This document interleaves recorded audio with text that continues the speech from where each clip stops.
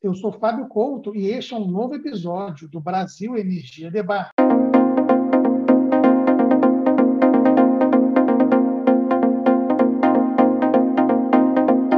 Sempre às sextas-feiras, a cada 15 dias, às 11 horas da manhã, um novo episódio para assistir onde, quando e como quiser. Este episódio está disponível a partir do dia 26 de novembro. Inscreva-se no canal e ative as notificações para acompanhar quando um novo programa estiver disponível. Também fique à vontade para dar like, compartilhar e comentar. É uma forma de você participar do debate. No passado, a fonte hídrica reinou de forma soberana na geração de energia elétrica do Brasil. Isso foi até 2001, quando o Brasil enfrentou um racionamento de energia. A partir de então, o país partiu para diversificar a oferta. Além das térmicas, nos últimos anos foram introduzidas na matriz a energia eólica, a solar fotovoltaica e a biomassa, entre outras fontes. A geração pela força das águas dos rios foi perdendo espaço. Além disso, as hidrelétricas que foram construídas nos últimos 20 anos, na sua grande maioria, são a fio d'água, sem reservatórios de acumulação. Questões socioambientais divorciaram o Brasil da geração hídrica, mas num cenário de transição energética e vivendo mais uma crise hídrica, a hidroeletricidade está na berlinda com uma perspectiva de escassez cada vez mais comum. Qual deve ser o papel das águas? E como atender os usos múltiplos sem faltar água para todos? Para participar do debate, convidamos Gerson Kell, consultor, colunista da Brasil Energia, ex-presidente da ANEEL e da ANA, Agência Nacional de Águas. Clarice Ferraz, diretora do Ilumina, Instituto de Desenvolvimento Estratégico do Setor Elétrico. E José Antunes Sobrinho, principal acionista da Nova Participações, que é controladora da Nova Engevix. Feitas as apresentações, faço a primeira pergunta, vou começar com a Clarice, e fiquem à vontade para debater. Energia, turismo, pesca, atendimento humano, irrigação, etc., etc. Tudo isso vem afetando o armazenamento de energia. Vocês concordam que essa afirmação é correta? E, na sequência, tem uma pergunta que é óbvia, né? Mas que requer uma resposta difícil nos tempos atuais. Qual é o papel de um reservatório de uma hidrelétrica hoje em dia? Começando com a Clarice. Obrigada, Fábio. Um prazer compor essa mesa, né? Brilhante. E uma honra para mim. Bom, como você disse, o hidro está na berlinda, né? Mas para o bem e para o mal. Porque, assim como fonte de vulnerabilidade, um reservatório é uma reserva de água que é uma reserva de vida, né? Então, justamente para esses usos múltiplos. E é isso que a gente vai ter que aprender a gerir e com cada vez mais competência, porque justamente a gente entra numa era de maior escassez, né? O que vem aumentando muito, então, além de todos esses usos que você falou, é o uso muito intensivo pela agricultura, né? A agricultura intensiva e extensiva, cada vez mais mecanizada, que depende mais justamente de irrigação, muitas vezes automatizada, então vai ter um consumo de energia aí para isso também, né? Então, é por aí que a gente está vendo, né, essa água ser mais demandada e até mesmo uma certa perda de controle, porque nem sempre isso é bem mapeado e bem percebido, né, como essa água é retirada dos cursos de água que são comuns, né, que pertencem à União. Tá? Então, para o reservatório, e é isso que é a diferença, uma das, né, além de todas as outras características extraordinárias, mas é isso, né, a gente está falando dessa fonte de energia que é limpa, que é renovável, mas que não é só isso, né? Então, por isso, justamente, a complicação, né, e a responsabilidade, porque esse é um recurso vital para tantos outros usos, né? E o que a gente vem vendo, mas acho que a gente vai entrar mais no detalhe ao longo do programa, é que justamente neste momento de transição, você, se não cuidar do seu reservatório, você vai ficar muito vulnerável, que é a nossa situação hoje, mas se você souber bem gerir o seu reservatório, vai ser esse reservatório que vai assumir diversas funções, né, nesse setor elétrico tão cheio de energias renováveis e variáveis sobre as quais a gente não tem controle.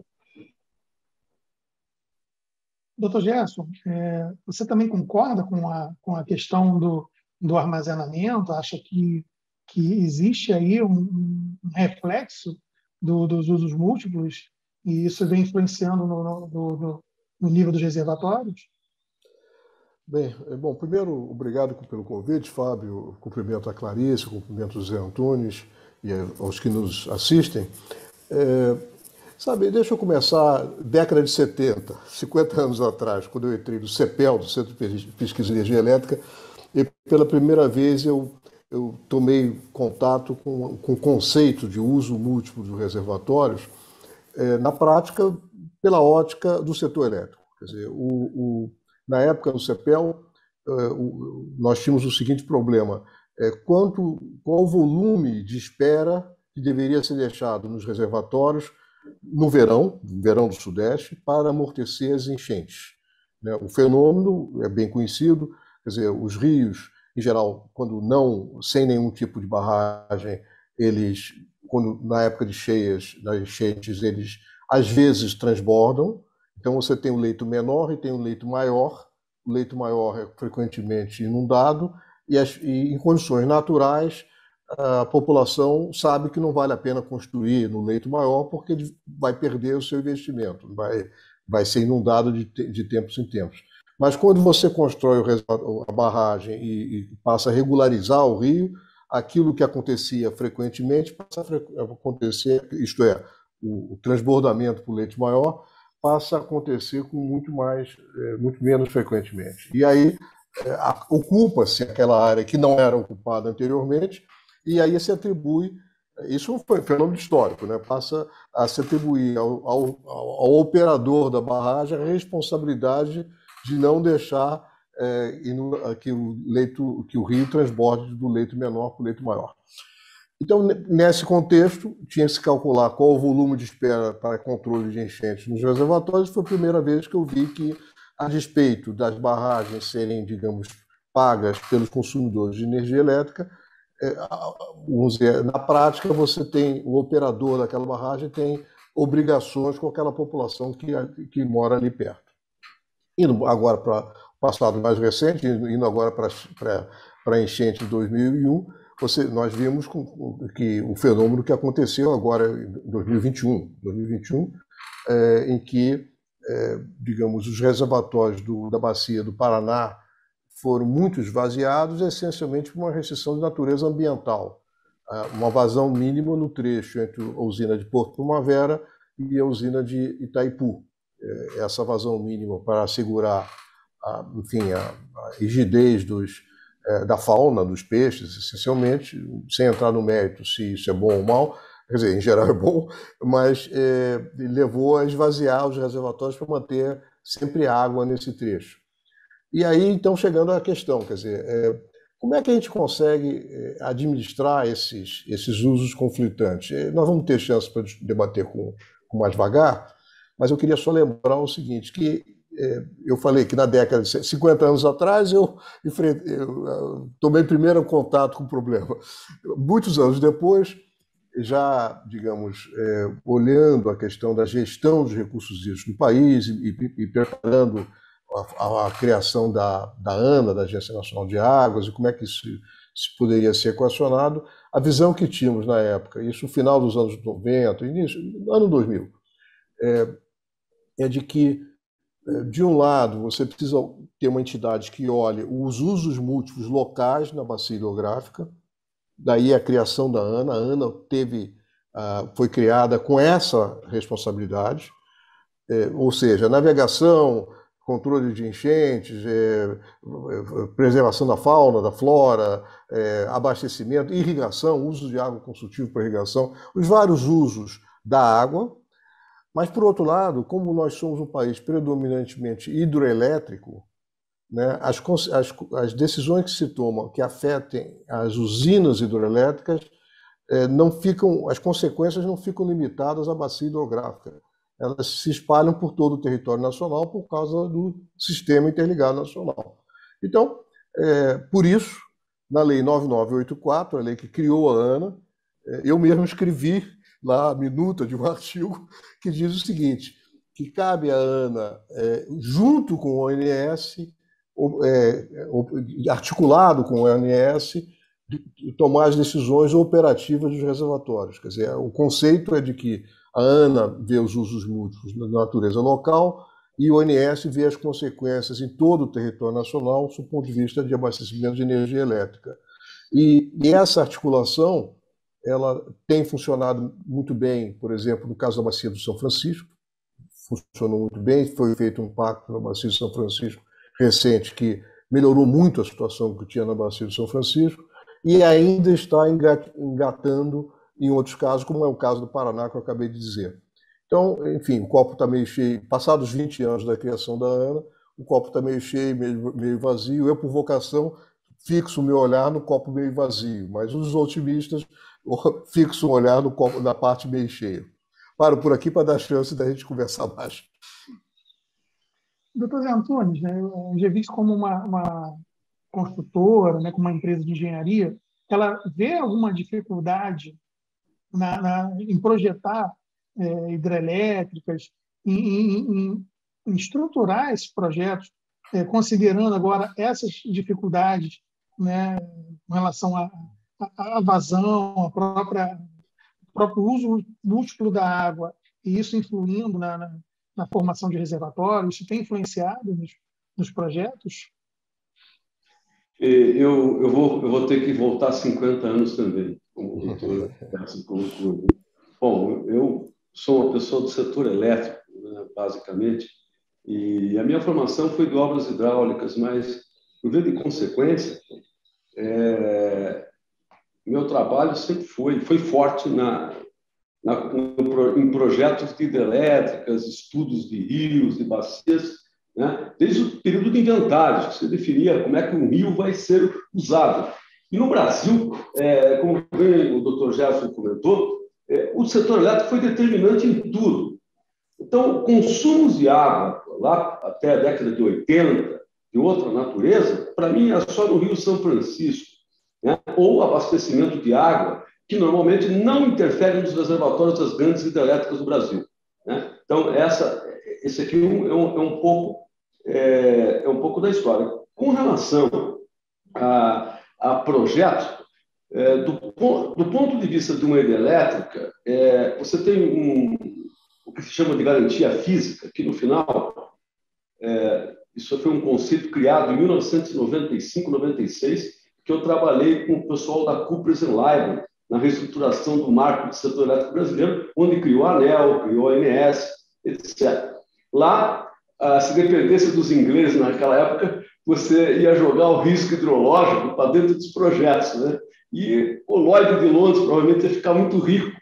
E nós explicamos para os ingleses na época, o sistema interligado, as linhas de transmissão funcionam como equilibrador de reservatórios, você tem basicamente o efeito de reservatório unitário, mas para os projetos você faz as deduções de outro tipo de consumo e define por simuladores qual é a energia que você vai vender daquele projeto. E aí vem toda a economicidade da hidrelétrica que está por trás, né? Obviamente, quando não tinha um sistema tão interligado, na década de 70, 80, você procurava na própria hidrelétrica regularizar a vazão e regularizar o que se chamava de energia firme na época, dentro daquele projeto. E ali você fazia os seus cálculos econômicos.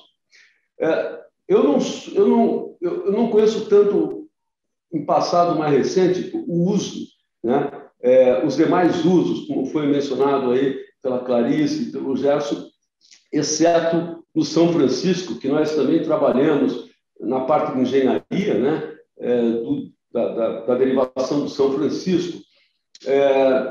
Sabemos em outras bacias, principalmente as bacias que afetam, vamos dizer, no confronto de geração de energia elétrica com outros usos, de longe, né? Fora o São Francisco, tira o São Francisco da conversa, são as bacias da região sudeste. 70% da nossa regularização para fim de geração de energia elétrica, que é um problema aí que está acontecendo agora, né? E é um problema que nós vamos debater daqui a pouco, aí, é um problema muito mais operativo, eu diria, né? 70% está na região sudeste. Na região sudeste, os outros consumos que não sejam para regularização de vazão, para geração de energia, para mim, eles são bem menores do que aqueles que a gente conhece na região do São Francisco. Mas, colocando a sua primeira pergunta, né, eu sem dúvida nenhuma, tá, quanto mais o tempo passou e nós passamos pelos reservatórios sendo criticado, tá, no mundo, não é aqui no Brasil, eu vi isso nos Estados Unidos também, né? Todo mundo queria... Havia uma campanha na Califórnia para acabar com as barragens e voltar o rio ao curso natural, né? E depois nós vivemos aqui uma situação, né, também de fazer os reservatórios a fio da água, que foi uma coisa ridícula. Nós não acumulamos mais. Isso aqui vem algumas sugestões para mais tarde. Estamos aí com a pessoa mais completa que você poderia ter no campo do entendimento, né, das vazões, etc., que é o Gerson. Mas eu assisti um espetáculo muito triste da década de 90 para frente com a questão ambiental. Hoje eles estão arrependidos até o último fio de cabelo, né? E criou para nós um passivo, tá? Uma contingência que nós vamos ter que resolver e temos formas de resolver de maneira inteligente. Tá? A única coisa que eu quero comentar para a Clarice é que a nossa matriz ela não é mais o que era quando nós trabalhamos na reestruturação do setor elétrico, final, a segunda década dos anos 90 ou o começo do século. Ela não é mais definitivamente uma matriz puramente hidráulica, ela é uma matriz combinada, e se esse entendimento não for tomado, nós vamos ter outras crises artificiais, como o Dr. Gerson sabe bem, operação de reservatório mal feito pode dar cheio artificial, né? De repente nós teremos crises energéticas artificiais aí, mas isso aí é uma outra questão. Eu sou fundamentalmente uma pessoa que, olhando um pouco o mundo, a humanidade, os países, tá? Eu sou muito pela formação de reservatórios por vários motivos aqui. Clarice usou uma expressão, reservatório é vida. Nunca escutei uma expressão tão bem colocada, né, nos tempos de hoje, por todas as outras situações que nós estamos vivenciando. Desculpe, eu só alonguei a minha primeira colocação e desviei um pouquinho para voltar no ponto. Não, é importante sim, não tem problema. E aí eu vou voltar àquela pergunta que eu tinha feito, né? Qual deve ser o papel do reservatório de uma hidrelétrica hoje? Quer dizer, hoje a gente tem que pensar no reservatório só como acumulação para geração de energia, ou ela também acaba assumindo esse papel também de usos múltiplos, né? De regular a vazão para atender os usos múltiplos. A gente pode seguir com você, doutor Zé Gomes, e aí Gerson e Clarice, se quiserem comentar, fiquem à vontade. O uso múltiplo, e aí outra vez o doutor Gerson conhece bem, por exemplo, o abastecimento de água ele é pequeno. Nós não estamos aqui em país seco, não estamos na Turquia, não estamos em país... Nós temos muita riqueza. Os reservatórios de abastecimento de água são pequenos, em geral. Eles são cabeceiras informadores dos nossos grandes rios, né? Então, por exemplo, esse ponto eu não vejo ele de forma nenhuma conflitando com nenhuma operação de geração hidráulica. Agora, quanto à irrigação, que ter mais na região centro-oeste, aí já eu não sei mais como é que isso está acontecendo ou se tem algum efeito muito grande, né?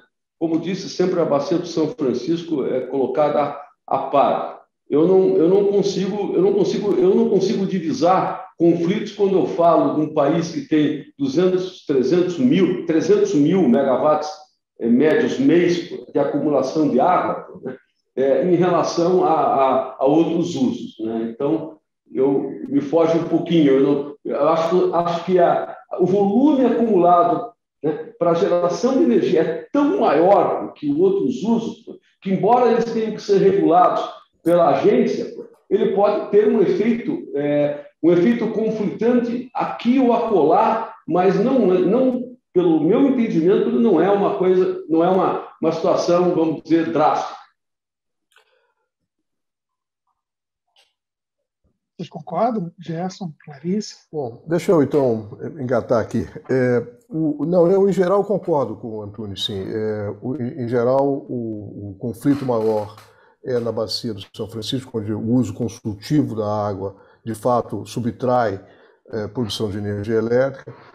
Nas outras bacias, há sim uma disputa pela água, mas é perfeitamente acomodável e não tem relação, como ele bem sublinhou, tem pouca relação com os reservatórios de suprimento de água potável. Por exemplo, a Grande São Paulo, depende do sistema Cantareira, que, como ele explicou, é um sistema nas cabeceiras da bacia, enfim, do Piracicaba, enfim, o uso de água para abastecimento humano é muito pequeno comparado ao utilizado.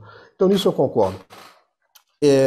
Agora, nós, para falarmos sobre responder a sua pergunta, vale a pena novamente pegar um pouquinho de história. Quer dizer, o Antunes fez referência aos inventários. Quer dizer, nós começamos, lá no passado, nós começamos a olhar as bacias hidrográficas como recurso natural para a produção de energia elétrica, olhando a bacia como um todo e fazendo a tal da divisão de quedas, isto é, escolhendo ao longo dos rios quais os locais passíveis de construção de energia elétrica, de usinas hidrelétricas. Bom, eu lá, quando estava no CEPEL, participei de algoritmos para escolher esses locais, e a lógica, na época, era uma lógica, qual era a melhor divisão de quedas? Era aquela que maximizava o uso do recurso natural. E o uso do recurso natural para nós era o potencial hidráulico. Então, quer dizer, o desafio do engenheiro era escolher os locais onde poderia se construir usinas hidrelétricas, maximizando a produção de energia elétrica firme, né, daquela cascata de usinas. Depois, com o passar dos anos, mais e mais começou a ter, digamos, outras visões do que é o inventário ótimo, né? E aí, no próprio CEPEL, lá quando já estava na década de 90, já começou a fazer um sistema de inventário que levava em consideração restrições ambientais e sociais. Onde tem muita gente ocupando, não dá para construir um reservatório. Onde tem um impacto ambiental excepcional, também não dá. Quer dizer, começou-se a ver que não era uma única dimensão a produção de energia elétrica. Esses primeiros passos foram tímidos. E o Antunes bem explicou, nós, digamos que entendemos que produção de energia hidroelétrica é limpa, é renovável, tem uma série de vantagens e deve ser enfim, prestigiada, né, deve ser feita. Nós fomos absolutamente amarrotados. Quer dizer, o rolo compressor ambiental passou por cima da gente e deixou a gente absolutamente achapado, né? Bom, por que isso? Porque, primeiro, também não percebemos a magnitude da questão social e ambiental, e o inventário não chegou, ele evoluiu no sentido de incorporar essas outras dimensões, mas não no sentido de torná-lo efetivamente participativo. E eu acho que agora abre-se uma janela de oportunidade interessante de transformar isso, porque a principal fase de qualquer, vamos dizer, de aproveitamentos hidrelétricos é na fase de inventário, porque é nessa fase que você decide o que é possível fazer e o que não é possível fazer. E essa decisão do que é possível fazer e não possível fazer tem que ser feito com a participação de todos os stakeholders, quer dizer, aqueles interessados, o pessoal do meio ambiente, social, o pessoal da energia, o pessoal econômico, enfim, tem que ser uma discussão transparente, aberta, mas que olhe simultaneamente os efeitos locais e os efeitos nacionais ou globais. Quer dizer, não adianta apenas responder, como é costume fazer no processo de licenciamento ambiental, responder a seguinte pergunta: o que acontece se tal reservatório, tal barragem for construída? Em geral, alguma coisa não muito boa localmente, porque vai ser inundado, alguém vai sofrer. É preciso também responder o que acontece se não for construído. Se não for construído, tem consequências também ruins. Eventualmente, você vai aumentar a emissão de gases de efeito estufa, ou você vai fazer com que a energia fique muito cara e o desemprego continue muito alto. Enfim, é preciso ter uma visão holística. As pessoas defendem muito a visão holística, é fácil defender isso, assim no abstrato, e é difícil praticar. Agora, nós temos... estou me estendendo um pouco, vou falar só dois indícios, vamos dizer, positivos, de que podemos, não de imediato, não a curto prazo, mas podemos ter uma virada de maré, digamos. Podemos, as hidrelétricas com reservatórios podem voltar, não estou dizendo que vai, mas pode voltar a ser visto com um olhar mais equilibrado, né? Não um olhar assim dogmático, mais equilibrado. Quais são os sinais? O primeiro é a preocupação com a questão de mudança climática. Tivemos agora Glasgow, e isso é uma preocupação mundial. Quer dizer, as hidrelétricas é uma energia renovável, né? Então, ela é despachável, ela não é só renovável como é a solar e a eólica, mas ela é despachável, principalmente se tiver reservatórios. Então, ela, junto com as usinas a gás, as hidrelétricas, usinas a gás e usinas, as novas renováveis, eólica e solar, compõem uma matriz atraente para nós. E o Brasil está pole position em termos de energia renovável. Isso em termos de manter o sistema elétrico brasileiro, que é hoje, que é, vamos dizer, a ambição dos países desenvolvidos para daqui a 30, 40, 50 anos. Nós já somos hoje o que eles querem ser daqui a 30, 40 anos. Temos que manter isso, e para manter é esse blend, essa mistura dessa solar, eólica, gás natural e hidroeletricidade. A eletricidade tem esse papel que deve ser levantado. A segunda, ainda com relação a Glasgow, isso tudo, muito se falou de redução de emissão de gás de efeito estufa, mas o grande pulo que realmente nós podemos fazer está na linha da adaptação. E a adaptação é se prevenir contra, enfim, as mudanças climáticas. E nada melhor para se prevenir contra, digamos, o que significa, qual é o terror que todos têm em relação a mudanças climáticas na dimensão hidrológica? É aumentar as enchentes e aumentar as secas, torná-las mais frequentes e mais extremas. Como é que você resolve variações de vazões? Essencialmente com reservatórios. E essa é uma ação de adaptação que todo mundo, não só no Brasil, em todo mundo vai ser desenvolvido. Por último, para não ficar falando longo demais, há sinais também no Brasil, ainda tímidos, mas muito interessantes. O pessoal que está nos acompanhando, que é do setor elétrico, deve ter visto que o ANEEL fez recentemente o segundo workshop sobre relação à hidroeletricidade, inventários, com o título de Inventários Participativos. Né? A ideia, isso que eu falei no início, quer dizer, de fazer dos inventários um processo em que todos participem, e que não possa simplesmente dizer não pode.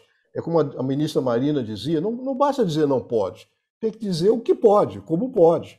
Senão, se disser não para tudo, nós não saímos do lugar. Né? Então, eu vejo que essa iniciativa da ANEEL, que talvez comece a reverberar no próprio Ministério de Minas e Energia, talvez na EPE, isso pode ganhar assim, volume e evoluir para verdadeiramente inventários participativos. E hoje, para terminar, e com uma pequena propaganda, eu sou absolutamente encantado, mas sou suspeito, super suspeito, porque eu sou super encantado com uma ferramenta para tornar esse inventário participativo, que é o ERA, desenvolvido pela PCR. Por que eu sou totalmente suspeito? Porque foi desenvolvido por uma equipe liderada pelo meu filho, lá, que é o diretor da PCR, o Rafael Kelman. Então, mas, de todo modo, eu fiz aqui a propaganda. É um modelo espetacular que permite esse tipo de interação, que é muito, muito relevante. Por fim, bom, paro por aqui, senão eu fico com o monopólio da palavra. Desculpe aqui me estender. Não, tranquilo. Clarice, você falou, né, de reservatório, vida, né? A gente também já tocou na questão da garantia física. Como é que a gente pode tratar a questão da garantia física, olhando o setor elétrico, né, olhando a operação do sistema, né, considerando que há uma redução, né, enfim, você falou na questão da agricultura, há os usos múltiplos, né, a gente está na hora de a gente recalcular a garantia física das usinas com mais frequência e como fazer isso, né, sem causar, digamos, assim, sendo uma palavra bem amena, sem causar muitas turbulências comerciais, né, em relação às hidrelétricas. Essa missão é impossível, mas ela tem que ser feita. Sem causar turbulência não vai ser possível, mas realmente é preciso ser feito. Isso estava colocado desde o começo, então nada mais seria do que respeitar, né, o marco regulatório que estava posto. mas como nunca foi respeitado e passou um hiato muito grande, né, temporal, então realmente essa revisão, né, provavelmente a gente chegaria em revisões de diminuição dessa garantia física, além, né, dos 5%, que é um teto que justamente tenta evitar, né, uma tempestade maior, né, provocada então por essa revisão.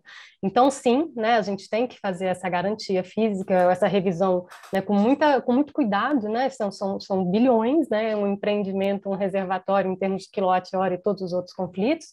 Então, como José Antunes colocou, né, justamente esse mecanismo foi desenvolvido com muita sabedoria, olhando justamente pela característica do nosso território, né, esses rios muito extensos, né, de planalto, né, não tem tanta queda assim a maioria, mais 2-3 mil quilômetros passando por vários estados e municípios, e então essa regularização, não é, e tudo isso tem que ser então muito coordenado para que justamente a gente pudesse, né, como o Nelson bem explicou, fazer esse aproveitamento ótimo, né, energético desse rio, né, não unitizando, né, não fazendo isso, porque senão justamente um empreendimento pode atrapalhar a geração do outro, e além disso a gente perde no todo, porque a gente vê que a operação coordenada trouxe para o sistema elétrico brasileiro, né, ganhos, né, como se fossem ganhos equivalentes a mais capacidade instalada, mas que não era efetivamente aquilo. É pela conexão, pelo aproveitamento coordenado que a gente conseguiu, então, ter esse aproveitamento ótimo, né,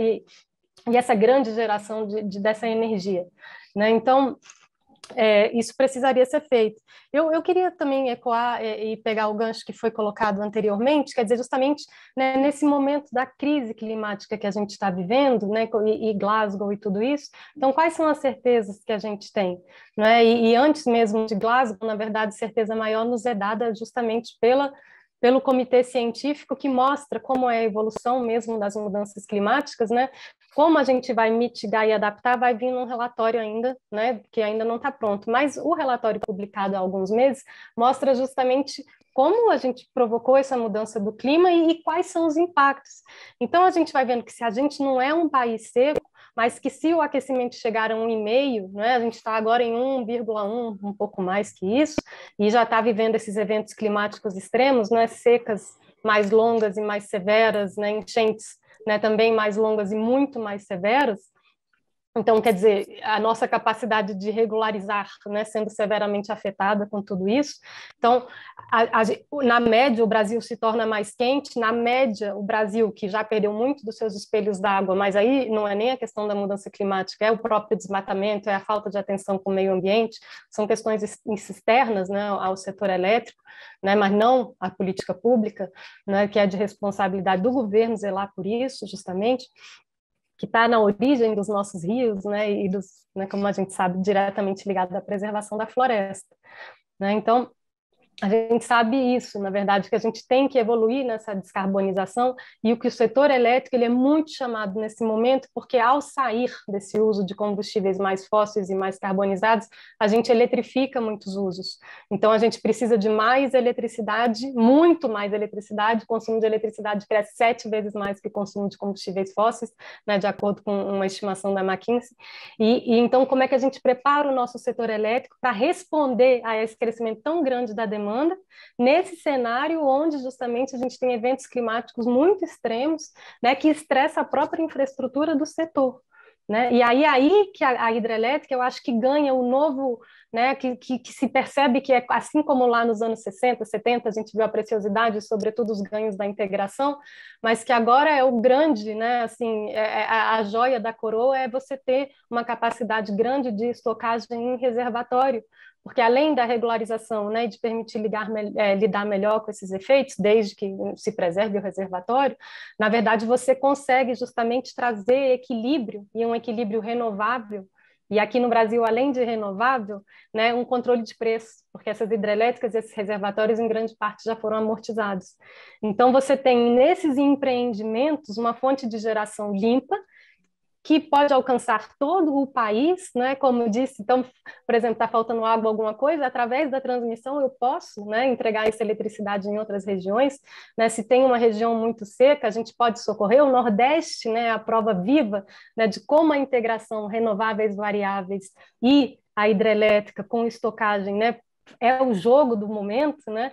É isso que nos permite, então, avançar com mais renováveis variáveis e poder equilibrar com uma fonte de energia que não seja absurdamente cara, como seria uma bateria, ambientalmente condenável, como seria uma bateria, né? Frágil, como seria uma bateria, e você tem esse empreendimento, né? Que é robusto, que está amortizado e que compreende, né? Um grande volume de estocagem, maior do que qualquer outra tecnologia poderia entregar.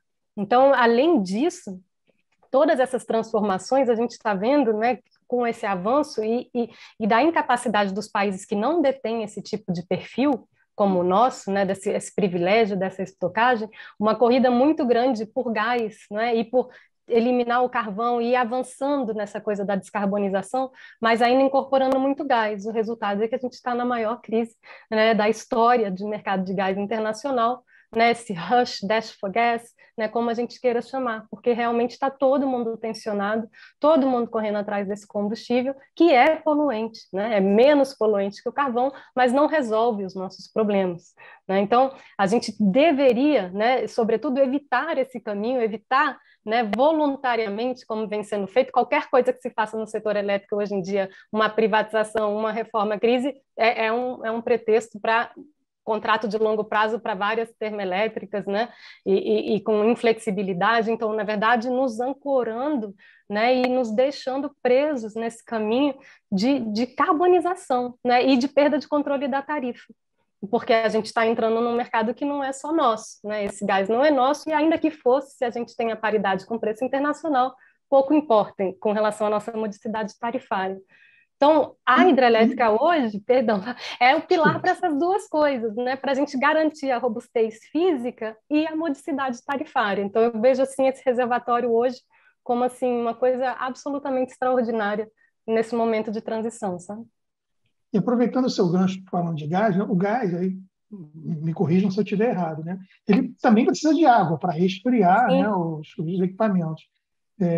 Quando as usinas estão localizadas próximas ao mar, você pode usar a água do mar para resfriar. Mas, por exemplo, esses 8 gigas que vão ser instalados daquelas térmicas jabutis, né, vão precisar de água dos rios, provavelmente, né, por serem localizados no interior. Então, isso também pode ser um fator que pode agravar, aí, talvez, a questão hídrica nessas regiões, né? Só um comentário sobre isso. Eu estava na Europa, eu estudei lá justamente, e na Suíça, onde o conhecimento da engenharia hidráulica brasileira era muito respeitado e admirado, né, outro país de grandes barragens, né, e eu estudei justamente energia lá. Então, a gente viveu em 2003 uma onda de calor muito severa, e algumas termoelétricas, inclusive até nuclear, né, que leva bastante tempo para ser desligada, tiveram que ser desligadas. Não por escassez de água, mas pelo aumento da temperatura do curso de água que o rejeito daquela termoelétrica estava provocando. Tá? E aí estava matando os peixes e estava provocando outros desequilíbrios ambientais. Não era nem uma escassez, mas era pelo aumento da temperatura.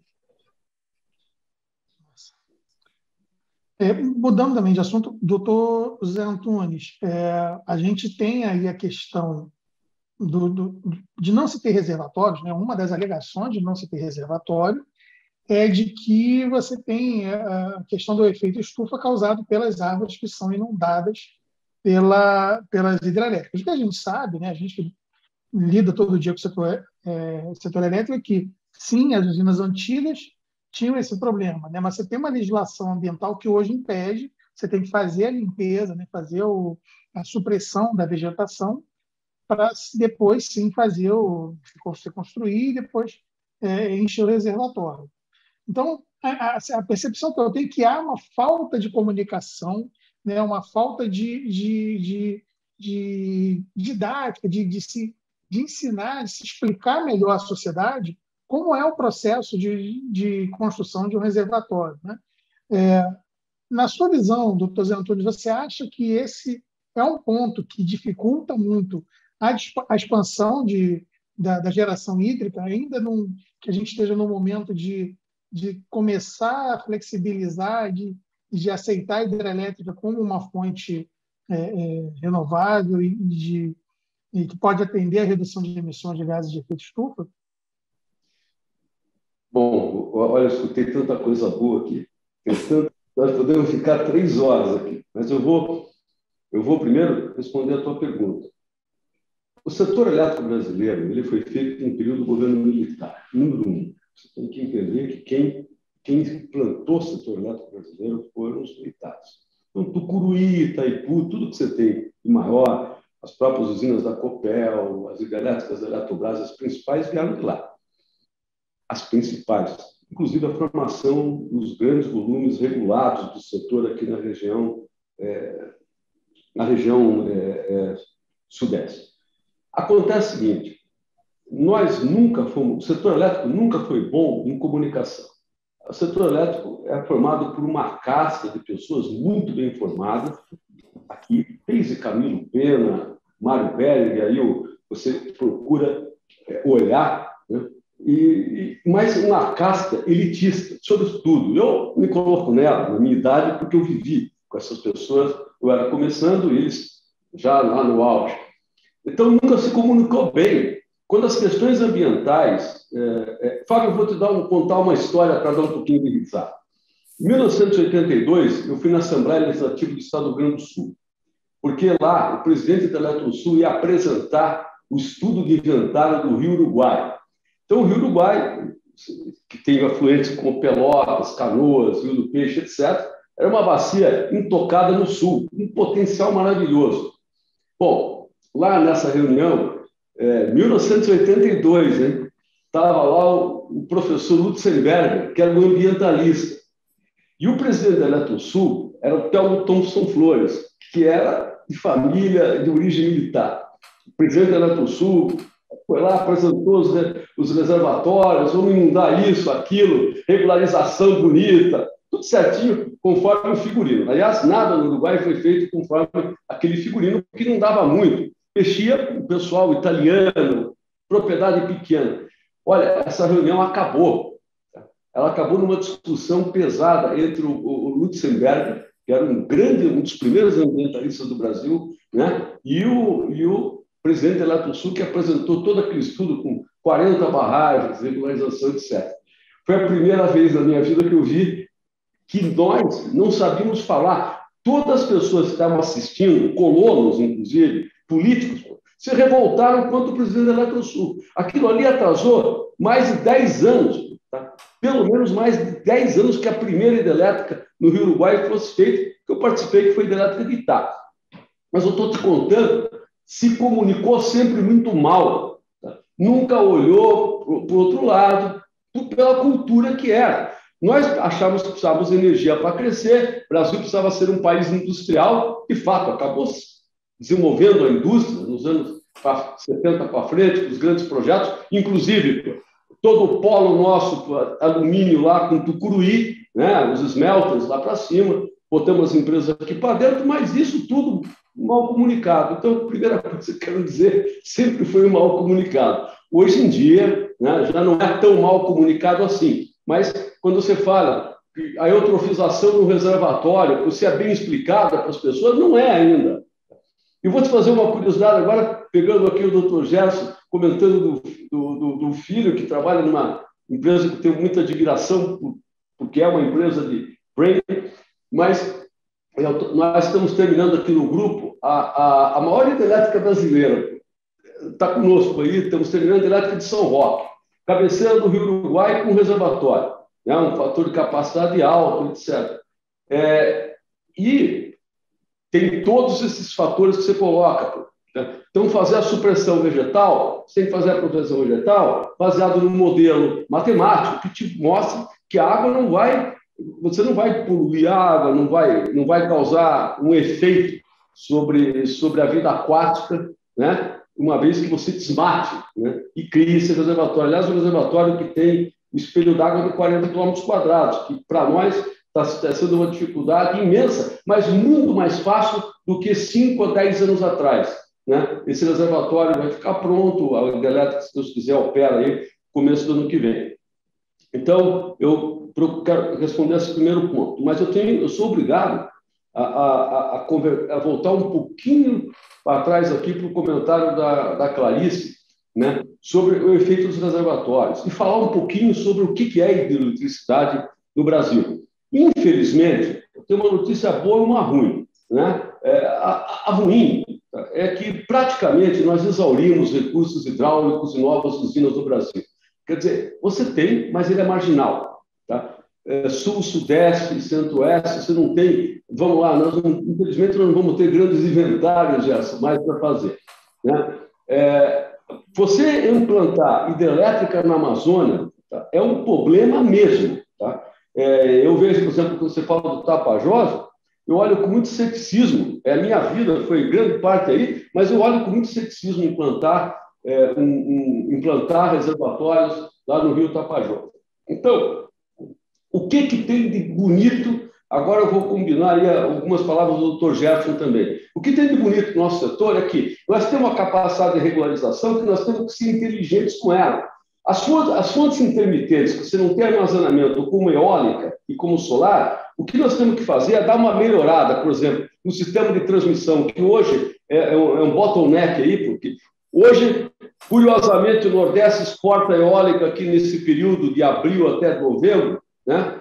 Tem que exportar e tem algumas limitações. Nós temos que usar o sistema de transmissão como melhor ainda como canal de regularização e usar as fontes intermitentes, tá? Para deixar os reservatórios como esperam nesse momento, né? E usar mais a matriz. Então, embora você não tenha mais grandes hidrelétricas para fazer no Brasil, exceto aí uma que eu quero depois comentar com vocês, aí um assuntozinho, né? Nós podemos aproveitar melhor.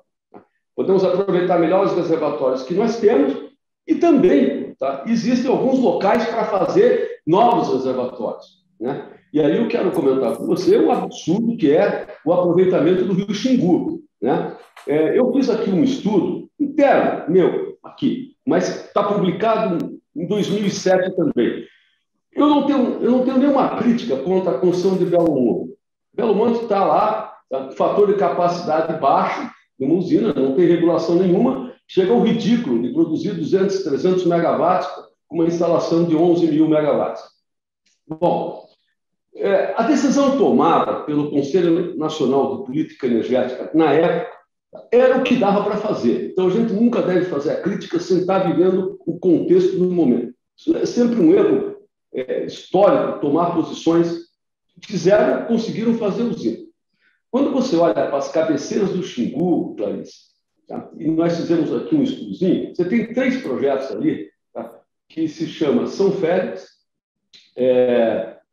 o outro é Altamira e o outro é Pombal. São 3 hidrelétricas, cuja capacidade de armazenamento, eu vou falar para vocês números um pouquinho, dá uns 10 mil megawatts mês, aproximadamente, 10 mil megawatts mês, e inundam 2 mil quilômetros quadrados. Nada perto do desmatamento da Amazônia, e pior, eu andei fazendo uma comparação de fotografias desses reservatórios, como eles seriam se fossem implantados há 20 anos atrás, e o que eu vi foi uma devastação de floresta, isso sim, um crime, né? Em volta, que normalmente o setor elétrico, quando implanta os reservatórios, ele os protege completamente. Tá? Você entra em reservatório de usina elétrica no Brasil, é muito protegido, o cordão ciliar é respeitado, enfim, as zonas de preservação. Ali eu vejo, tá, um benefício de você implantar 5 mil megawatts a mais de hidrelétrica, né, com 2 mil quilômetros de área inundada, 2 mil quilômetros quadrados de área inundada, tá certo? Com capacidade de regularização que ajuda, como o sistema é todo interligado, ele ajuda. Olha, esses 5 mil, esses tais 10 mil megawatts mês, justamente nós despachamos no ponto nas eólicas do Nordeste, que está bem conectado, 6 mil, 7 mil que são exportados aqui para o Sul, para o Sudeste. Então, tá, existem locais, ainda dá para fazer alguns reservatórios. Você vai dizer, bom, mas um programa de eletricidade brasileiro, o programa de eletricidade brasileiro principal, ele tá feito, né? Mas tem essas melhorias que, somando um pouco e completando com as fontes que a Clarice colocou, solar e eólica, nós podemos fazer um belo jogo naquilo que o Gerson comentou, que é aquilo que o sonho de consumo deles aqui, 40 anos, nós já temos. Nós só temos que trabalhar da maneira mais mais inteligente possível, né? Então, usemos melhor os nossos reservatórios de regularização, criemos onde for possível. Eu tenho um exemplo bem legal para dar. Você sabe, Gerson, que tem um reservatório em Portugal, um país de 100 mil quilômetros quadrados, chamado Reservatório de Alqueva. A Clarice deve conhecer. É um reservatório no Alentejo, né? Com 250 quilômetros quadrados de área inundada num país de 100 mil quilômetros quadrados. Para que ele existe? Para irrigação dos vinhedos e para geração de energia elétrica. Eu estou falando para vocês 2.000 quilômetros quadrados, onde a área foi devastada. Não é uma área que desapropria, que tira pessoas, nada. São áreas que foi muito puro extrativismo lá e que eu acho que, nesse momento de transição, né, os nossos governantes no Ministério, na ANEEL, olhem, né, em alguns pontos essas pérolas que ainda estão aí, essas pequenas baús de ouro, tá, e vamos implantando e conjugando com o que nós temos. Sobre a questão que foi comentada, da questão de gás, eu queria fazer a Clarice correto, Clarice. O gás, como é que o gás começou no Brasil? O gás começou no Brasil da maneira transversa. Não tinha nada que ver térmica a gás com as necessidades brasileiras no final dos anos 90, início do século. Uma decisão tomada pelo governo brasileiro, né, de fazer o Brasil-Bolívia, gasoduto Brasil-Bolívia, que importava 30 milhões de metros cúbicos dia, não tinha ainda a rede para distribuição industrial para consumo na região Sudeste-Sul. Então, o que eles fizeram? A Petrobras entrou e começou a construir Caio Passo, a Norte Fluminense, a Macaé, Araucária, etc. Como que? Para fazer os contratos GSA, que é o Gas Supply Agreement, tá? Para sustentar as primeiras importações do Brasil-Bolívia. E fizeram aí uns 3 mil megawatts, assim que nós começamos com gás. É isso aí. Agora, hoje é inexorável, né, que na nossa matriz a gente tenha a componente de gás, alguma componente de gás.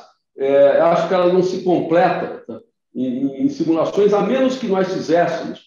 Tá? E aí isso é para pensar um pouco mais na frente. O que os europeus fazem é multiplicar muito as fontes de solar e eólica a tal ponto que você satura e aí usa os reservatórios e vai abatendo um pouco do gás. Mas eu não consigo ver isso no curto prazo. O que nós não deveríamos fazer é gerar óleo, né? Que na necessidade agora, para não entrar em racionamento, acabou se despachando aí térmica óleo.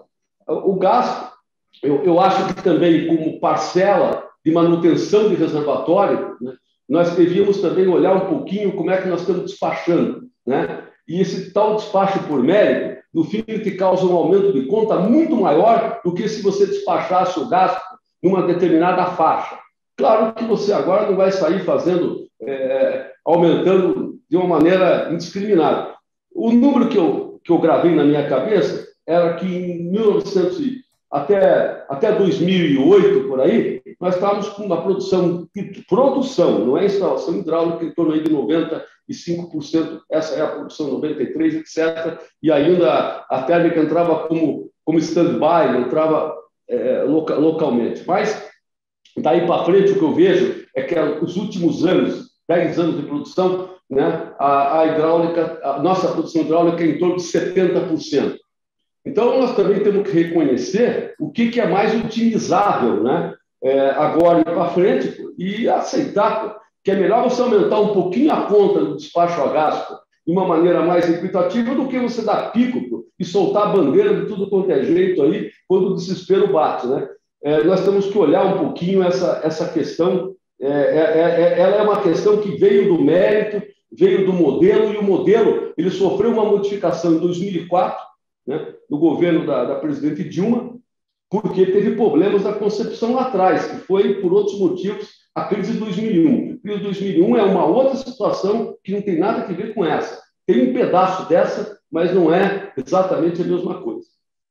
Eu queria comentar esses dois fatos, e agora o GSF, né, que é a cereja do bolo aí. Bom, quando o setor tinha uma grande disponibilidade hídrica, você vertia aqui, vertia lá, década de 90, tá? E nós estávamos 100% em cima, né, das fontes hidráulicas, foi criado o mecanismo do MRE, né, Mecanismo de Realocação de Energia, onde uma usina que não gerava garantia física dela era compensada pelo custo operacional da outra, desde que o sistema fosse bem conectado. Até aí, tudo bem, né? Acontece que, naquela época, tá, os cálculos para a garantia física, eles não levavam muito em conta aspectos específicos de cada usina, né? Então, os rendimentos de turbina e gerador, eles entravam no modelo que não entrava profundamente ali.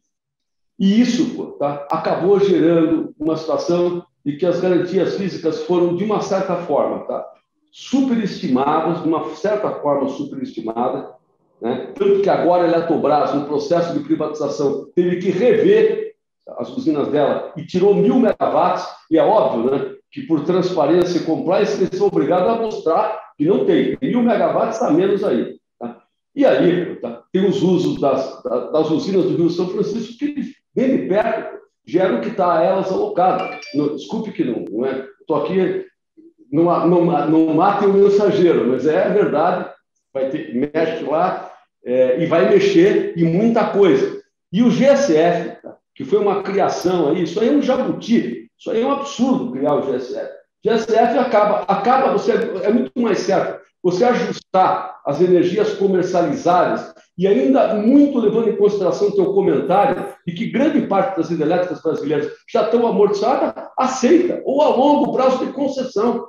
A longo prazo de concessão, acabou, perde ali. Mas não cria uma situação anormal, tá? Como são essas contas do GSF, que ninguém tem usina que está dando correto, que está pagando uma conta que é um verdadeiro absurdo. Melhor você baixar a régua, ajustar, recalcular, e os meios estão aí. O que eu não sei te dizer, tá, hoje, e aí como é que esse efeito climático está mexendo nos cálculos hidrológicos para efeito das simulações. Isso, o doutor Gerson é um craque aí, mas uma coisa eu observei aqui, Gerson, andei olhando, tá, num período de 90 anos de série hidrológica, tá, nos últimos 10 anos, tá, tem 6 dos maiores períodos secos. Conclusão que o nosso período de energia firme, 51, 49, 56, não deve ser mais esse, né? Então, há uma tendência também de que as garantias físicas caiam também, de alguma forma, por esse tipo de efeito. Esses pontos que eu estou jogando aqui, viu, Fábio, eu combinei algumas coisas aqui do que foi falado pelos meus colegas e eu procurei, assim, provocá-los um pouquinho mais, porque o setor elétrico sempre foi muito criativo nas suas soluções, né? E eu vejo que as soluções, elas estão ao alcance, mas temos que quebrar paradigmas e determinadas normas, tá? Como tal, por exemplo, o Conselho Nacional de Política ter vetado a construção de reservatórios para montante de Belo Monte, e aqui eu estou exemplificando, por exemplo, português e outros, aqueles reservatórios lá não tem nenhum problema de serem implantados e fazem toda a diferença hoje um sistema combinado entre a intermitência das fontes solares e eólicas com a combinação do melhor uso de reservatório. Fui longo. Vou pegar sua... Tomado tempo. Não, tranquilo. Eu vou pegar, inclusive, esse gancho de Xingu. Doutor Gerson e Clarice também, você pode comentar. Então, dá para a gente retomar o uso dos reservatórios de acumulação, né, em novas hidrelétricas? E se isso for realmente possível, como fazer essa expansão, né, como fazer essa retomada de uma forma sustentável, sem os impactos sociais que nós já conhecemos aí, que geralmente são os que acabam atrasando obras ou impedindo que novos projetos saiam do papel? Bom, Fábio, essa pergunta específica sua, depois eu quero ter a chance de falar sobre vários temas que ficaram para trás aí. Mas começando por essa pergunta específica,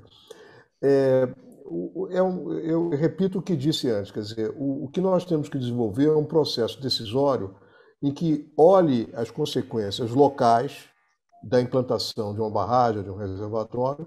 Em geral, em geral, são negativas. Quer dizer, alguém tem que se mudar, alguma área pode ser inundada. O José Antunes disse que essa área já está degradada, pelo que entendi, dos três locais abundantes de Belo Monte, no Xingu.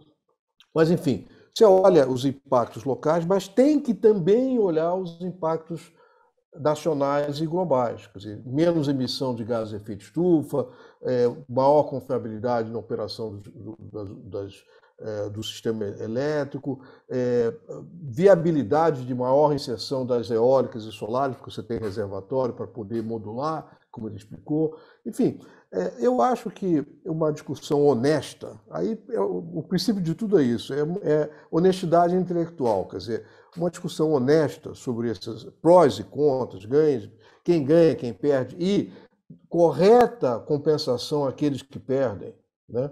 E isso envolve um tema, deixa eu aproveitar e pegar um gancho aqui. Quando o Zé Antunes disse que, fora esse caso do Xingu, temos poucas possibilidades, eu tenho um pouco de dúvida num horizonte mais longo, porque grande parte do potencial hidráulico não é sequer conhecido, porque está em áreas que não se pode nem sequer estudar, ou áreas de proteção ambiental ou áreas reservas indígenas. Mas se nós olharmos para os países desenvolvidos, Canadá, por exemplo, o que eles desenvolveram lá é um sistema de compensação às populações locais pela implantação de hidrelétricas, que faz com que as populações locais, os indígenas, queiram que se tenha hidrelétrica. Quer dizer, então, eu não estou aqui nem de longe, vamos dizer, vaticinando que se vá lá na terra indígena, invada e construa hidrelétrica. Não é isso. Mas com uma correta legislação que melhore as condições de vida, não só momentânea, não só atual, não só fazer um cacique ficar muito rico, não é isso, mas que faça com que as populações indígenas tenham condições, qualidade de vida melhor do que tem. Se você for olhar os Yanomami, como eles estão sofrendo, temos uma série de reportagens mostrando os problemas que estão tendo. Quer dizer, nós, como brasileiros,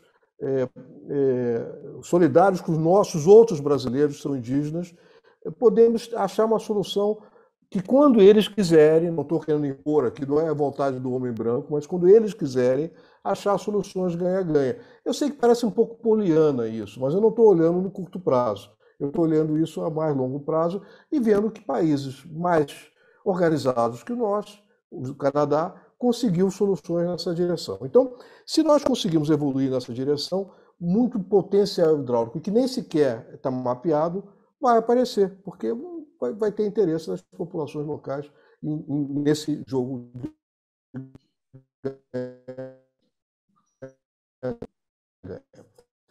Agora, deixa eu então, quer dizer, o Antônio falou que esses três reservatórios, no caso concreto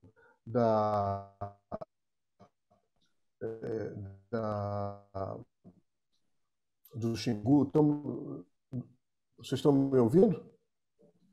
Eu estou ouvindo, falhou um pouquinho, mas estou ouvindo. Congelou? Ah, tá. Desculpe, aqui congelou aqui, eu achei que vocês não estavam ouvindo. Então, no caso concreto do Xingu, são 2.000 quilômetros quadrados, da ordem de 20% de devastação anual. Eventualmente, pega-se uma... Veja, a madeira, como você bem explicou, Fábio, a madeira que está nesse local, o que tiver, eu não conheço a região, estou aqui falando conceitualmente. Essa madeira será utilizada, ela não vai virar gás de efeito estufa, ela vai ser aproveitada, não vai ser queimada. E pode-se, eventualmente, fazer uma compensação plantando, onde nós temos 20% do território nacional é pasto degradado. Quer dizer, pode-se fazer compensações no sentido de, aí sim, fazer o replantio, e aí você sequestra carbono. Quer dizer, sob o ponto de vista de efeito global, você pode ter uma solução também ganha-ganha na escala global, porque você compensar plantando, o efeito é positivo. Você não emitiu e absorveu.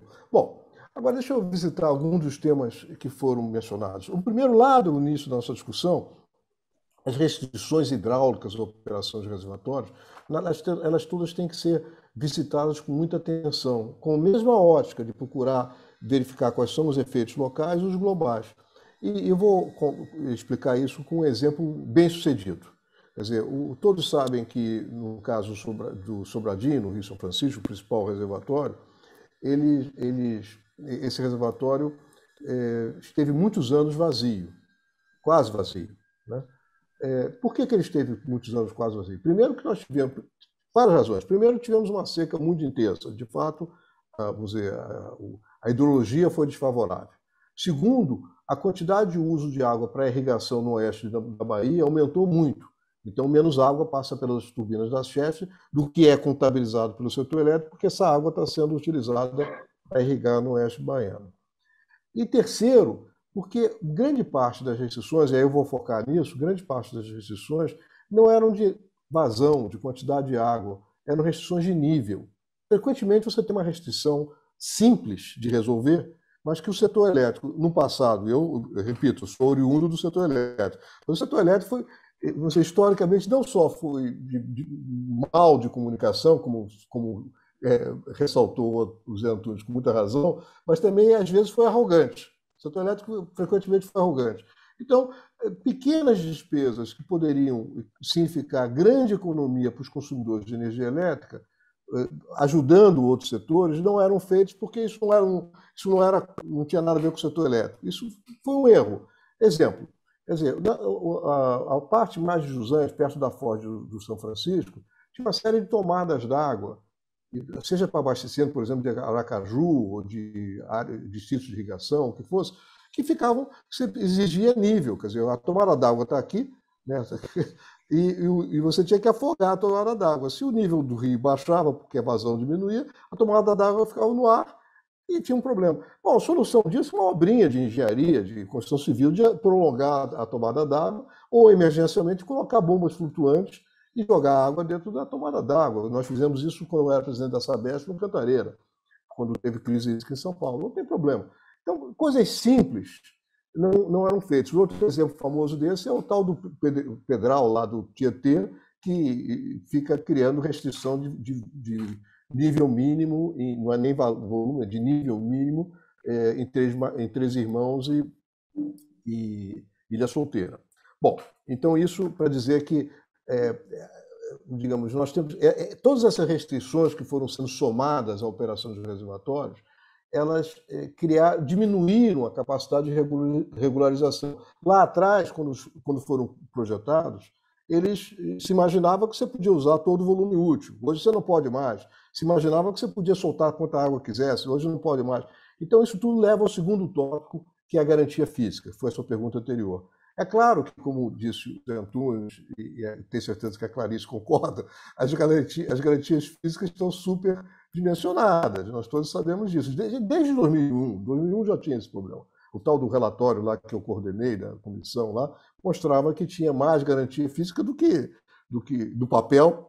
Tinha moeda falsa em circulação, né? Bom, isso continua.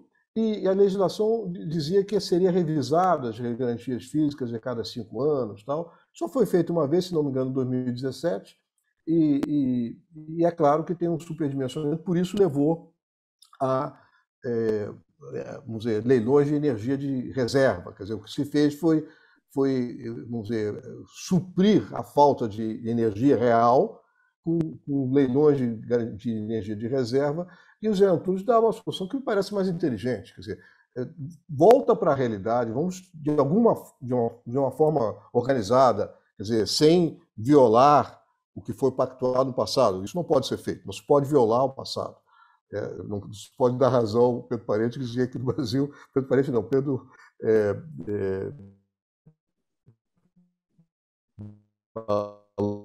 Malan, dizer que no Brasil nem o passado é Malan.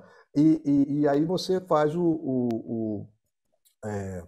faz a transição no sentido de dar mais prazo de concessão, enfim, mas que volte na medida do possível e com acordo entre as partes que reduz as garantias físicas. Agora, a garantia física e o MRE, que o Zé Antunes mencionou também, tem uma outra dificuldade que me preocupa muito, que é o seguinte: nessa disputa pelas águas e também na busca de eficiência operativa, como é que você faz com que as turbinas estejam funcionando no seu ótimo, o sistema de adução, os penstock, como é que isso tudo...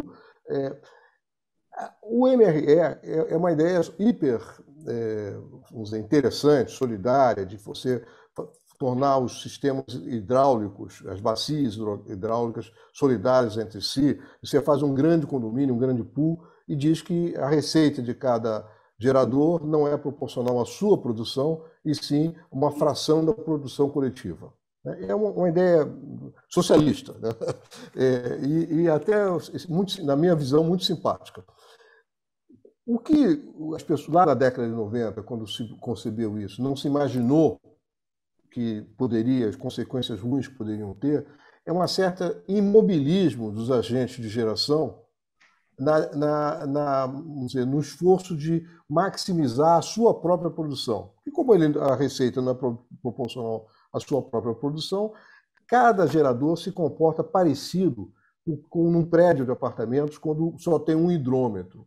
Ninguém economiza muita água, porque a conta é uma só para o prédio inteiro. Quando você coloca hidrômetros em cada uma dos apartamentos, todo mundo passa a se preocupar com a água e o consumo cai muito. Então, essa sinalização para levar a uma otimização não existe. E, frequentemente, eu tenho certeza que diversas usinas hidrelétricas poderiam ter uma produtividade maior, fazendo o retrofitting, trocando as suas turbinas, etc., se tivesse esse sinal local. Então, isso é um problema grave, eu não vou entrar aqui como resolver. Em relação a... Não sei se foi a Clarice, o Antunes falou de que há um grande esforço. Hoje mesmo tem uma notícia sobre baterias. Isso é uma coisa bacana, quer dizer, está sendo feito um esforço para construir um parque de baterias com capacidade, se não me engano, de 30 megawatts. Foi uma notícia que eu li hoje. Interessante. Agora, a grande bateria é o reservatório, é claro, né? Quer dizer, armazenar a energia potencial da água na altura, essa é a coisa mais barata que tem. Seja usinas hidrelétricas tradicionais, né, o reservatório, sejam reversíveis, né? As reversíveis aí em dois sabores. Um que é muito comum, como tem na França e em outros lugares, tal, que é aquela de compensação diária, né, reversível diária, que simplesmente atende à ponta, ou, no nosso caso, um pouco na linha do raciocínio do José Antunes, pode ser que a gente consiga fazer reversíveis que tenham regularização sazonal. Quer dizer, se nós conseguirmos achar locais fora do leito principal, que a gente consiga armazenar uma grande quantidade de água para depois liberar na estiagem, passar pelas usinas já existentes, nós teríamos... Mas isso tem que também, digamos, é uma questão de engenharia, mas é também uma questão de regulação, de fazer com que quem construir esse armazenamento para deslocar água da época de cheias para a época de estiagem, ser recompensado por isso, tem que ser desenvolvido.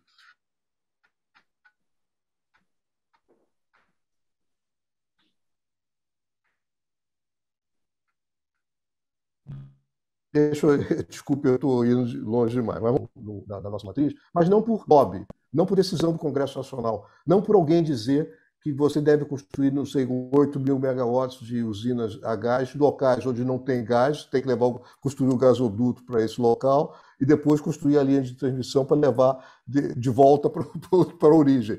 Quer dizer, todas as soluções, digamos, de lobby, soluções que protegem interesses de pequenos grupos contra o interesse da grande maioria da população, temos que ser contra. Agora, dito isso, é claro que o gás é um combustível de transição aceito no mundo inteiro e que nós temos uma oportunidade de termos gás. Onde tivermos gás barato, e onde é que temos? O gás associado com petróleo, no caso do pré-sal, né? Então, você queira ou não queira, você produz gás, porque é associado com petróleo. E gás onde ele existe e é barato em vários locais, por exemplo, no Maranhão, no Amazonas, o gás tem um papel fundamental de substituir o óleo combustível, né? E o diesel. Então, é claro que usar gás nesses locais é muito bom e deve ser perseguido, mas economicamente. né, e não porque tem um lobby criando essas oportunidades que simplesmente são subsídios cruzados. Bom, eu acho que, por último, eu vou falar só alguma coisa. Efeito climático, sabe que o critério do setor elétrico hoje não o valor esperado do custo marginal de operação é igual ao custo marginal de expansão. Esse é o critério. Mas durante muito tempo foi o risco de ter déficit de qualquer magnitude no ano qualquer igual a 5%. Quando você tem um evento que tem um risco anual de 5%, o tempo de recorrência é de 20 anos, né? O inverso de 1 sobre 0,05 é 20 anos. Então, o que é o tempo de recorrência? Eu sei que quem está nos assistindo sabe isso, mas deixa eu repetir. O tempo de recorrência de 20 anos é o intervalo médio entre eventos, entre situações em que o setor elétrico ficaria apertado, né? Se nós estivéssemos usando esse critério, que é o tradicional, em média, a cada 20 anos, podia ser intervalos de 1 ano, de 50 anos, mas em média, 20 anos, teríamos algum tipo de sobressalto de atendimento da demanda. Bom, o último sobressalto, tínhamos tido sobressalto em 2001 e agora 2021. Quer dizer, é claro que os 20 anos, exatamente 20 anos, é uma coincidência. Mas eu não vejo, assim, é preciso entender esse tema com um olhar de mais longo prazo e de critério de planejamento. Se o critério de planejamento é de 5%, se fosse, era durante muito tempo, nós teríamos, a cada intervalos médios de 20 anos, algum sobressalto. E esse algum sobressalto tem que ser atendido com custo, é o que está acontecendo agora. Lamentavelmente, há uma coincidência momentânea de crise hídrica junto com pandemia e, enfim, uma administração complexa a nível federal, para dizer o mínimo. Então, nós... mas, enfim, fico com esse comentário. Para terminar, o que eu tenho recomendado em relação à crise climática? É que se utilize a série hidrológica dando mais peso aos anos recentes. Isso é a favor da segurança.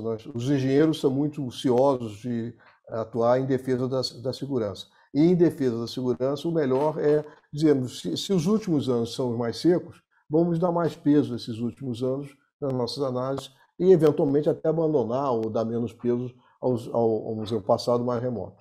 Para por aqui, desculpe, Fábio e colegas, que eu acabo me entusiasmando e vou em frente. Vamos lá. Não, tranquilo. Clarice, eu vou aproveitar, inclusive, esse gancho, e como a gente está falando, a questão da operação, né? Dá para fazer uma operação de reservatórios, transformando eles em reversíveis, né? Ou transformando em... Na prática, os reservatórios seriam as nossas baterias, né? Como é que seria essa operação futura desses reservatórios? Como é que você enxergaria, na sua visão, né? Como é que não sei se o Ilumina já trabalhou em função disso, como é que seria essa operação? A gente teria que mudar hoje o nosso paradigma de operação, né? A hidrelétrica passaria a ser a nossa bateria natural, digamos assim. É isso, né? É isso, perfeito. Não, a gente discute muito isso no Ilumina, inclusive tenho o prazer, né, de ser colega, inclusive de Altino, que não está oficialmente, Altino Ventura Filho, que participou, era diretor de Itaipu e participou da elaboração do famoso relatório Kelman, né, que também explicou a crise do racionamento anterior, e a gente discute muito, e ele, né, conhece, estava na operação de Itaipu, que estava vertendo enquanto o Brasil estava racionando, e ele discute muito essa questão justamente da não otimização, né, da operação, inclusive de próprio Itaipu. O que é isso, né, a gente operar esses reservatórios deplecionados? Né? 1 metro de Itaipu pode ser uma barragem, né, inteira que a gente está deixando, né, de aproveitar. Então, a gente, nessa mudança dessa operação, a gente otimizar, né, o uso, né, desse recurso e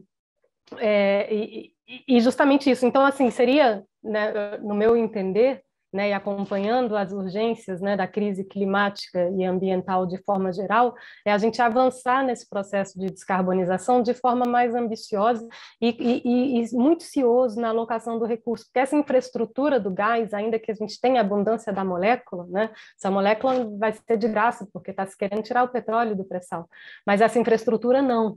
né? Então, para esse leilão de reserva agora, o custo estimado 40 bilhões, né? Para as termoelétricas contratadas da privatização de infraestrutura, a Fiesp estimou mais 40 bilhões.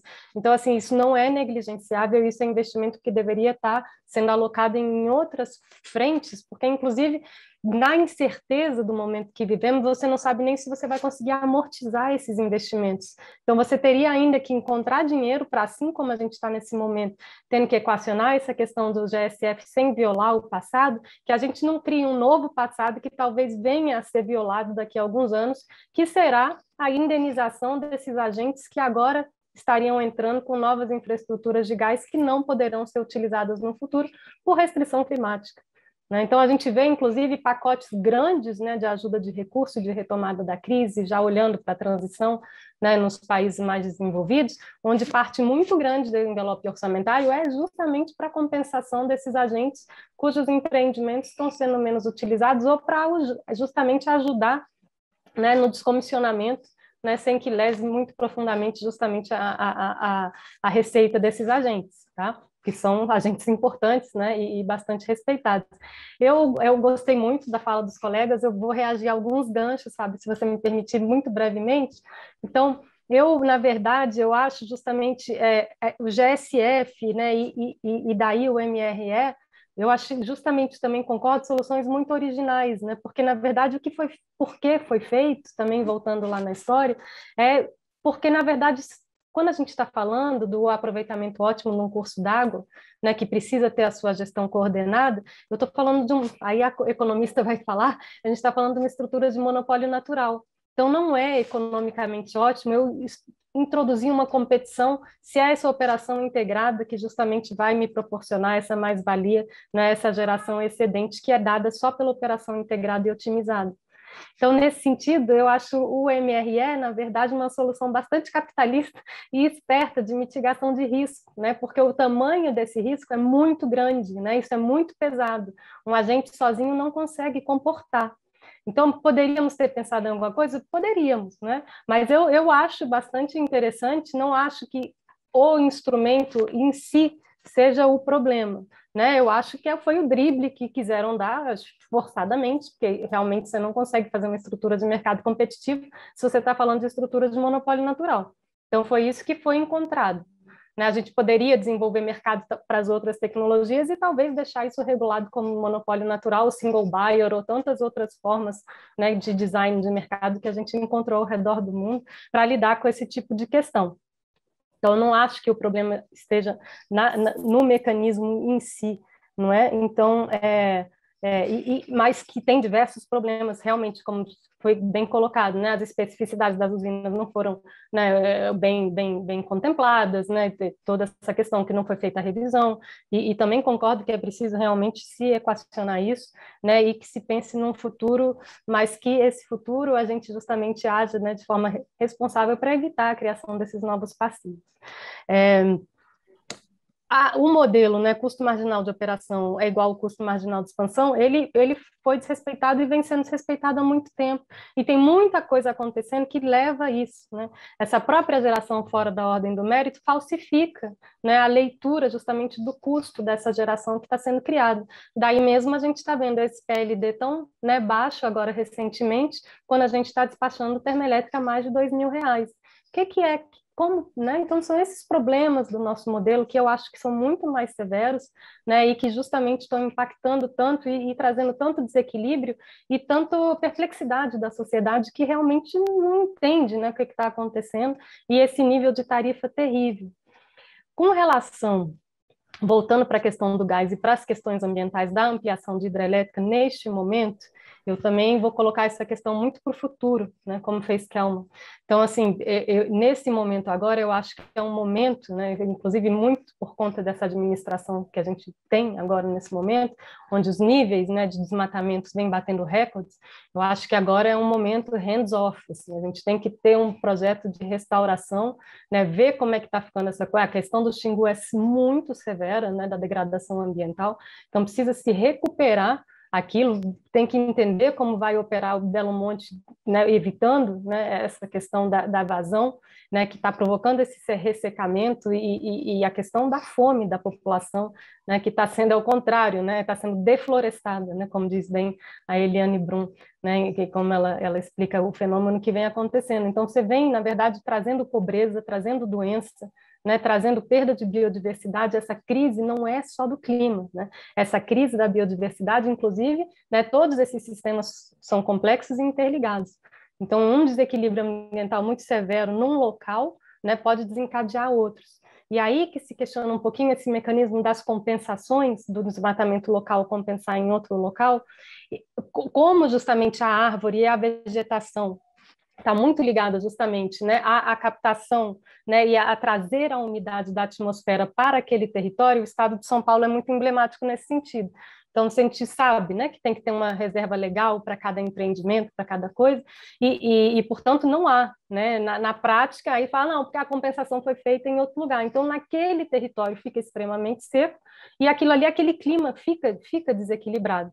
Então, a gente tem que ter mais cuidado, na verdade, porque alguns efeitos locais, as suas compensações têm que ser locais, porque você altera muito justamente o nível de umidade, o nível de chuva, né? As árvores trazem a chuva, né? Também essa semana saiu novamente uma reportagem grande sobre o Ernest Gusch, né? Que é um suíço, né? da agroecologia, e ele fala, não, eu planto água, né? Por quê? Porque ao fazer, né? Ao restaurar terras degradadas, aquela vegetação, né, ela vai atrair aquela umidade, e a evapotranspiração das árvores ajuda justamente nesse fenômeno. Então, a gente começa justamente a restabelecer, né, as chuvas e aí a reequilibrar o clima. Então, eu acho que é um período assim de usar mais o princípio de precaução, enquanto a gente ainda tem muito a regenerar, e a Amazônia a gente olha depois, né? Vamos tentar reestruturar, porque a gente está muito perto, né? A gente está flertando com um ponto de não retorno, e aí não há compensação, né? O não retorno que a gente não sabe nem quais serão os impactos que estão associados a esse não retorno, justamente. A gente está falando de uma savanização, né? A gente sabe, né? Na linha do Equador, nós somos a floresta que existe no mundo, né? Senão a gente é savana, e a partir daí é fim de agricultura, é fim de vida, né? Porque aquilo ali se desertifica muito rapidamente. Então, eu acho que é um momento de muito cuidado com a Amazônia, e depois a gente pensa nisso, mas não é o fim da hidrelétrica, é justamente ao contrário, né? E a gente deve justamente preservar muito o que tem, e aí avançar nessas tecnologias mesmo. Qual é o perfil da nossa reversível? Ela é sazonal, justamente, como a gente também discute, né? Ou ela justamente é jogo de ar? Onde a gente pode fazer o quê? O quanto a gente ganha com isso? Como é que eu encaixo melhor essa hidrelétrica, olhando justamente os benefícios sistêmicos para o setor elétrico brasileiro? Não assim, essa fonte faz isso aqui, não, né? A gente agora tem que realmente olhar o todo e, né, por nossa sorte e competência de engenheiros, né, e todo mundo que participou da criação desse sistema, nós temos justamente o setor que é o ambicionado por todo mundo, né, que é um setor de larga extensão e totalmente interligado com muita capacidade em recursos energéticos renováveis. Né? Então, assim, todas as simulações americanas, NREL, MIT, tudo isso vai mostrando, né? Você interconecta os três, né, os três sistemas, né? Então, ERCOT, e os outros dois, e aí você tem um jogo muito maior, você conseguiria sair do carvão mais rápido, você conseguiria, né, abaixar esse preço mais rápido da tarifa. Então, como é que eu descarbonizo mais rápido e mais barato? É justamente com flexibilidade espacial, porque aí você joga com a complementaridade dos recursos, né, renováveis, que é disso que a gente está falando, e aí justamente a hidrelétrica, né, é essa coisa que vai lhe permitir fazer esse equilíbrio. Então, na verdade, eu acho que a gente avança com essas renováveis, não precisa ter participação do Estado para isso, né? Um planejamento é bom para a gente saber onde isso vai ser colocado, mas que aí a gente controla e a gente toma muito cuidado justamente com a gestão da hidrelétrica, né, pelos usos múltiplos, como você bem começou essa live falando, e também porque é isso, né? É o backup e é o backup barato e renovável. Né? E aí eu saio dessa coisa doida do gás, né? E dessa competição mundial que nos deixa super expostos, né? Ainda com os nossos problemas de fragilidade econômica e cambial. Então, o gás nos sistemas interligados, só na CDE ano passado, foram quase 8 bilhões. Né? Me faz até medo pensar quanto que vai ter custado 2021 com esse despacho tão intenso e com esse nível de preço. Né? Então, o diesel e tudo isso. Então, para esses sistemas, tem outras simulações também sendo feitas, que não é a gente tira o diesel e vai para o gás, a gente sai direto, né? A gente vai para mais painel solar, porque, na verdade, e aí a gente faz uma complementaridade, talvez usando renováveis locais. Por exemplo, tem muito babaçu na região norte, tem, né, vários estudos sobre isso, eu não conheço muito bem a região também, confesso que estou falando de forma conceitual, mas da gente olhar alternativas e alternativas de mais resiliência e de mais autonomia, porque a gente está num futuro que é muito estressado e onde esses eventos climáticos, inclusive, né, provocam ruptura de abastecimento. Então, quanto maior for a sua cadeia, mais exposto ao risco você está. Então, quanto mais ancorado no território você tiver, você também se torna mais resiliente, além de integrar a população local e todas essas questões que a gente está perpassando aqui também. Então, eu veria de outra forma esse papel do gás, eu veria ele como marginal, como sempre foi. Também concordo perfeitamente com o José Antunes que isso já foi, né, uma coisa que foi imposta ao setor elétrico, olha, garante aqui a minha demanda, porque eu quero trazer esse gasoduto para cá, e está querendo se incorrer no mesmo erro, mas num período que é muito distinto na história, no tempo, né, na história da humanidade mesmo, se a gente quer colocar, com a gravidade que merece. Então, essa participação deve ser muito mais marginal, né, fora gás imediatamente, a gente tem que olhar para o equilíbrio elétrico do sistema, mas que é esse o horizonte que a gente deve olhar. Então, não expandir essas infraestruturas, não adicionar custo dessa forma, não avançar na exposição ao risco, né? A gente avança na mitigação e na resiliência e no controle. Tá? Não sei se me estendi muito também, a gente se empolga aqui, as falas são ótimas, eu quero conversar. Não, tranquilo, não tem problema. Assim, o programa vai ficar um pouco longo, a gente vai fazer até cortes, né? Vamos seguir aquela tendência dos podcasts, vamos fazer uns cortes, né? Com as principais falas de vocês, que realmente ficou muito bom, ficou muito rico. E aí, já que não estamos chegando já ao final, queria 2 minutinhos, Paris, para você fazer alguma consideração, algum ponto que você acha relevante colocar. Uhum. Minhas considerações são essas, sabe, Fábio, assim, da gente enxergar nessa necessidade que a gente tem de ampliar a capacidade de atendimento do setor elétrico, mas de forma ambiental e socialmente responsável. Então, na verdade, a gente controla essa entrada do gás, a gente não avança, né, e a gente parte para uma integração mais sábia das novas renováveis variáveis e sem medo, se a gente muda o nosso padrão de operação, porque a gente tem estoque para isso. Né? Então, a gente utiliza o nosso reservatório como essa fonte de backup, claro, associada às linhas de transmissão, que nos permitem justamente essa flexibilidade espacial. Então, graças a esse reservatório com a linha de transmissão, eu posso, né, socorrer uma região ou outra e posso justamente gerir, né, as abundâncias, né, e a escassez que pode existir ao longo do território. E, ao mesmo tempo, como a gente olha para o local, a gente também toma cuidado com isso. Então, ancorando isso, né, inserindo essas questões participativas muito importantes, né?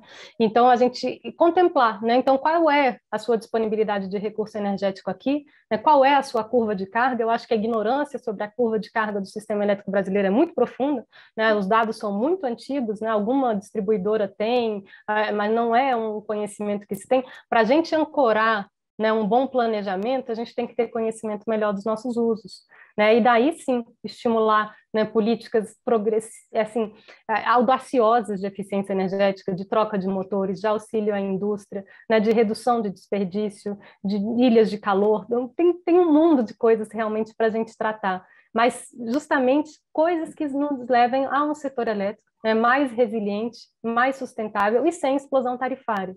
Uma vez que a gente avança para a expansão termoelétrica, né, esse que é o futuro que nos está dado, né, a exposição a um mercado internacional de um combustível escasso, né, num mundo muito severamente impactado pelos eventos climáticos, então pode ter uma ruptura de cadeia de aprovisionamento, o próprio evento climático em si pode fazer uma perturbação da cadeia de abastecimento, como foi o que ocorreu no Texas, não foi rede, né, foi a própria estrutura de abastecimento que teve uma interrupção e fez o sistema colapsar.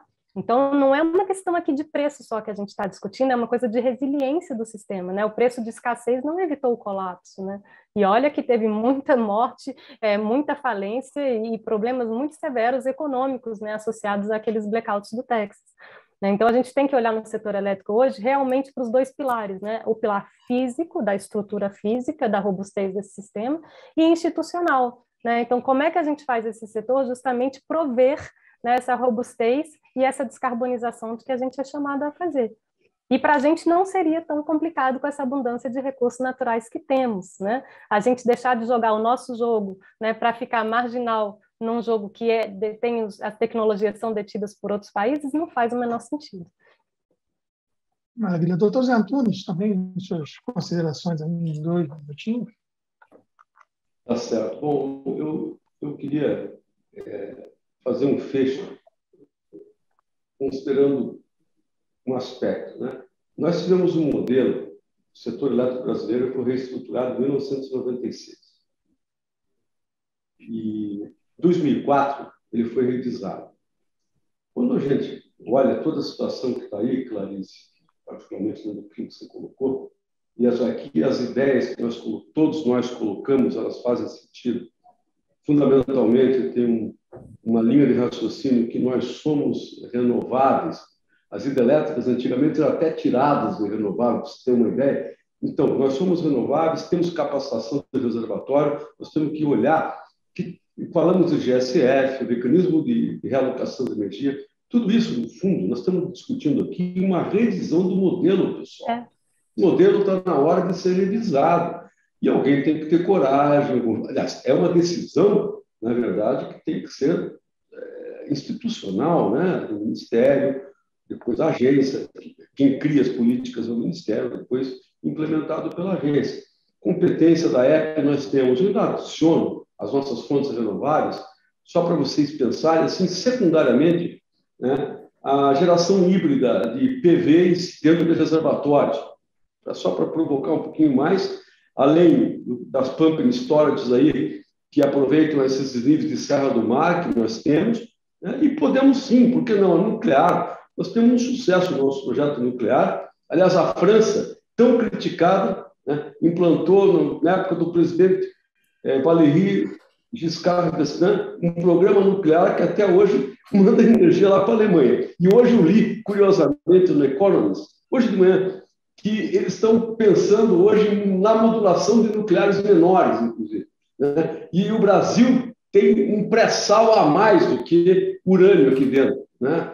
O Dr. Otto, que é um grande físico nuclear brasileiro, conhecedor profundo, está aí, são pessoas que conhecem nosso processo de centrifugação. Eu não abandonaria a nuclear, ela entra como um complemento num estudo inteligente e mais amplo que revise o modelo, forma de despacho, questões operacionais, questões conflitantes e, evidentemente, que no cerne disso aí tudo vamos ter as hidrelétricas.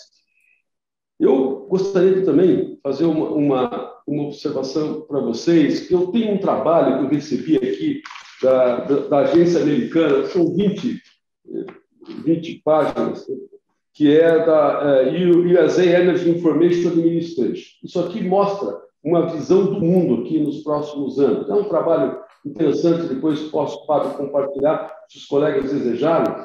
E eu queria fazer uma observação para a Clarice, que esteve em Glasgow. Todos os países que fazem parte da OCDE, eles têm uma curva de comportamento transicional espetacular na direção das fontes renováveis. Entretanto, o grande crescimento fora dele é fora dos países da OCDE, e aí eles ainda vão crescer muito, infelizmente, no consumo de fósseis. Bom, enfim, eu não sei, isso aqui é uma divulgação dos americanos aí, é uma documentação, se tiver interesse, eu circulo, você é uma estudiosa da questão.